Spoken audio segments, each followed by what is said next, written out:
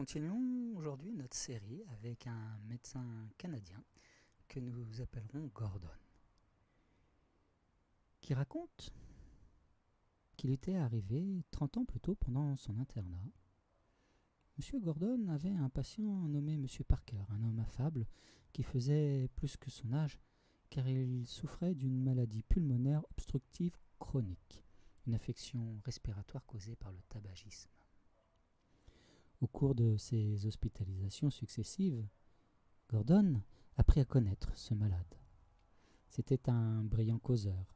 Sa vie était passionnante et il est rapidement devenu l'un de ses patients favoris. Lorsque le médecin avait quelques minutes à passer avec un patient, il allait trouver M. Parker pour l'écouter raconter des anecdotes sur Montréal, où ils vivaient tous les deux. Lors d'un de ses séjours à l'hôpital, M. Parker demanda à sortir un peu plus tôt. Il souhaitait passer les fêtes de Noël en famille. Au vu de ses difficultés respiratoires, Gordon n'était pas sûr que ce soit une bonne idée. Mais il décida tout de même de le laisser partir.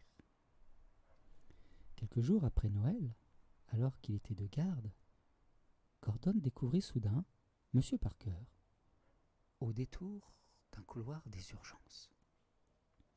Il se tenait là, tranquille. Il regardait quelque chose que je ne pouvais pas voir, car hors de mon champ de vision, dit Gordon. Il avait à la fois l'air curieux et impassible. Je lui ai parlé, il m'a regardé et il s'est éclairé. J'ai employé ce mot à dessein car il s'est réellement éclairé. Une sorte de lumière émanait de lui, une lumière claire. Il m'a semblé que je voyais dans son âme.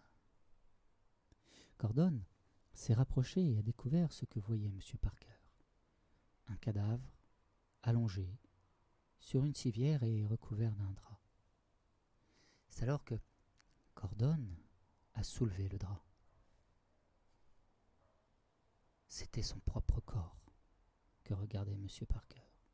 Je l'ai regardé et j'ai entendu sa voix dans des pensées qui, je l'ai compris, venaient de lui, a poursuivi Gordon.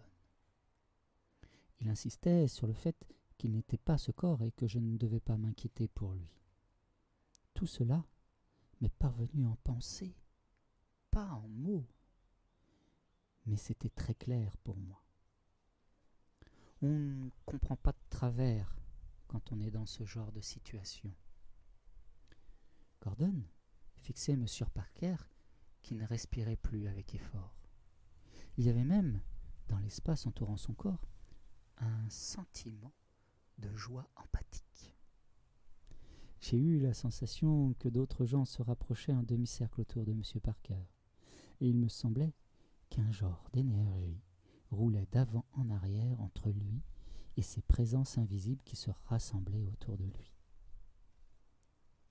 Gordon n'a pas quitté son patient des yeux jusqu'au moment où celui-ci a en un éclair disparu dans une éblouissante lumière dorée. Je voyais plusieurs couches dans la transparence de cette lumière, précise Gordon. Et pendant un instant, il y a eu une pluie de grains dorés qui m'ont fait penser aux embruns jaillissants des vagues lorsqu'elles s'écrasent sur le rivage. Ces grains d'or formaient un nuage autour de moi.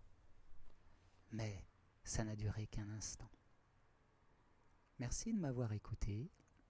N'hésitez pas à m'envoyer vos propres témoignages et c'est avec plaisir que je pourrai les lire ici. Merci et à bientôt.